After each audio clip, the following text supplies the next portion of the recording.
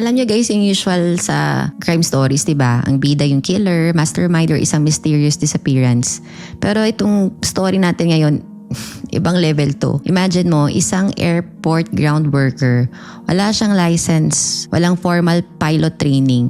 Tapos bigla na lang nag-take off gamit yung isang commercial passenger plane. Wala naman siyang dalang pasahero, wala siyang kasama, siya lang. At isang buong Bombardier Q400. At ang shocking, hindi siya terorista. Wala rin siyang balak manakit ng iba. Ang ending, isang tragic joyride na nagtapos sa isang isla, with the whole world watching in disbelief. This is the story of Richard Beebo Russell, also known as the Sky King of Seattle.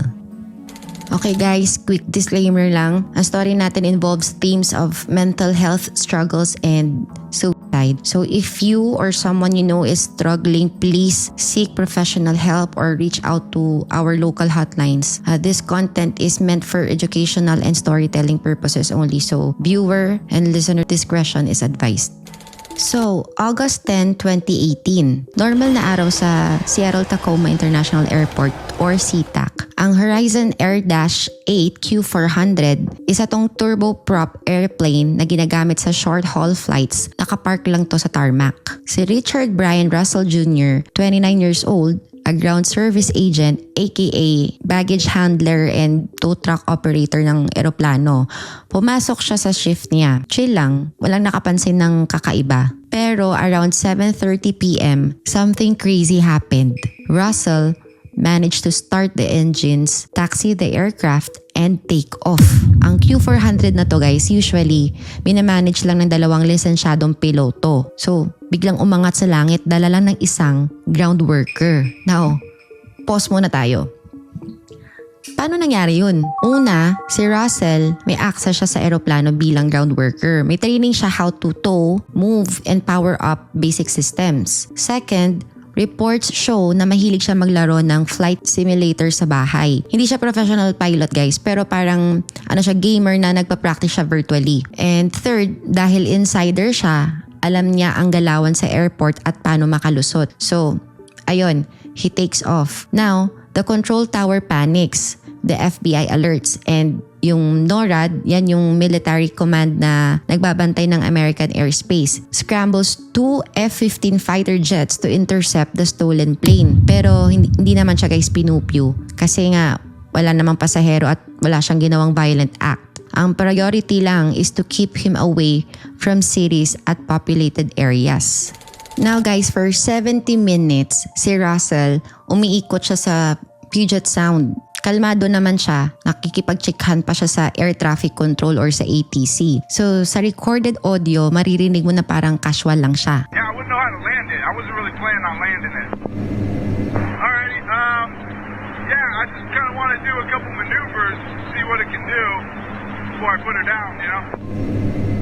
Just flying the plane around, you seem comfortable with that? Oh, hell yeah, it's a blast, man. I played video games before, so I know what I'm doing a little bit.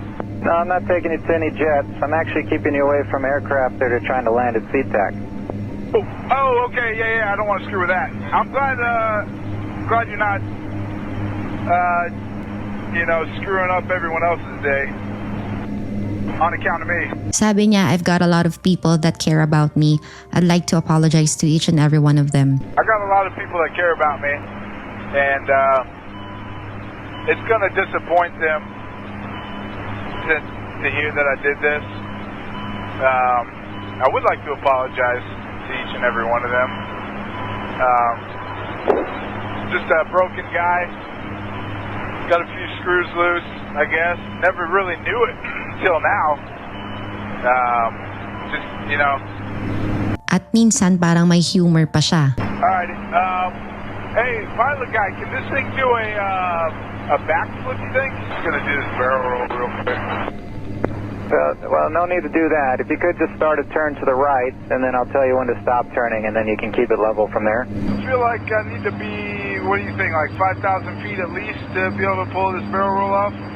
If you could, so you're still turning to the right. You want to maybe start making a turn back to the left a little bit? You'd be a hero if you could pull off the landing. I'm going to try a barrel roll, and if that goes good, I'll just nose down and call it a night. All right, Rich, this is Captain Bill. Congratulations, you did that. Now let's try to land that airplane safely and not hurt anybody on the ground. And yes guys, he actually did a barrel roll. Para sa mga hindi familiar, yung barrel roll is an advanced aerobatic maneuver na parang 360 spin ng airplane habang sumusunod sa spiral path. So ginagawa lang yan guys ng mga fighter pilots. Definitely, hindi ng isang turboprop commuter plane, pero somehow nakaya niya. Pero eventually, he tells ATC, I wasn't really planning on landing it. So at exactly 8:43 p.m., the Q400 nosedived into Kitron Island. Isa lang siyang small wooded island near Tacoma. So the crash caused a huge fire, destroyed the aircraft, and killed Russell instantly. Miraculously, wala namang ibang tao ang nasaktan.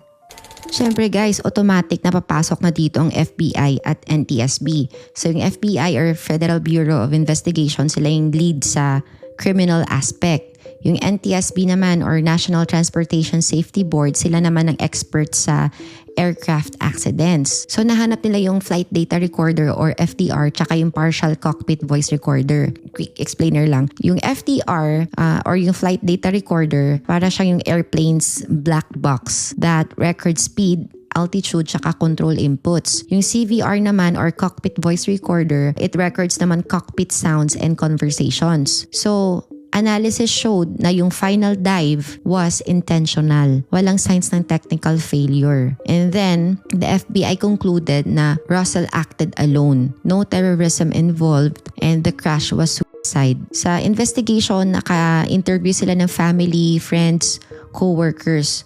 So ano yung resulta ng investigation? Ang sabi, walang clear motive.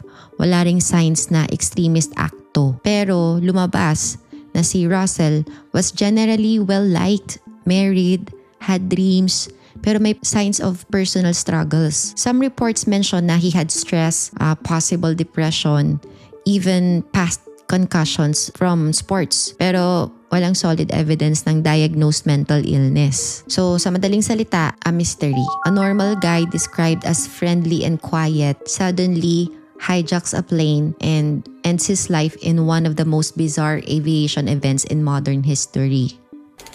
So guys, after the crash, nagkaroon ng major shake-up sa aviation security. Una, yung SeaTac and Port of Seattle immediately tightened access. Mas marami ng patrols, mas strict na sa badge checks and even behavioral monitoring. Pangalawa, yung TSA and FAA revisited protocols for insider threats. Kasi remember guys na insider threats are employees or contractors who misuse their access. And the aviation industry as a whole studied this case as a prime example of insider risk. Pero maraming details classified for obvious reasons kasi they don't want to teach copycats. So, on a cultural level naman, Russell was dubbed by internet communities as Sky King. Parang siya, folk hero or tragic figure. May memes, tributes, music tracks dedicated para sa kanya. But this also sparked debate na should we glorify someone who committed a crime and suicide?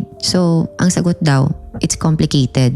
Kasi some see him as a symbol of modern struggles, others see it naman as a dangerous romanticization.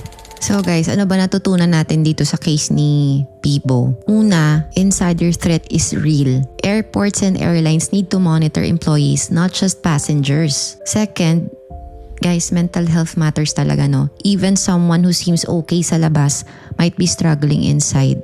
And third, aviation security isn't just about terrorism. It can also be about everyday people with access and personal issues. So, now the mystery remains and up to now walang clear motive. The FBI closed the case but the why remains unanswered. Richard Beebo Russell left the world with more questions than answers. And his flight was both tragic and strangely poetic. A man soaring high only to crash in flames. So, kaya guys, what do you think? Was this a cry for help, a spur of the moment decision, o matagal na niyang plinano. Drop your thoughts in the comments and if may iba ka pang story suggestions, crime, mystery o kahit historical scandal, comment mo o i-DM mo lang sa akin. Malay mo yan ang next Dark Chika natin. Real stories, twisted endings, Dark Chika. This is Sa Likod ng Kwento with me, Apple Sison. And as always, don't forget to like, follow, share, and save. And I hope to see you in the next one. Stay safe, stay curious. Bye!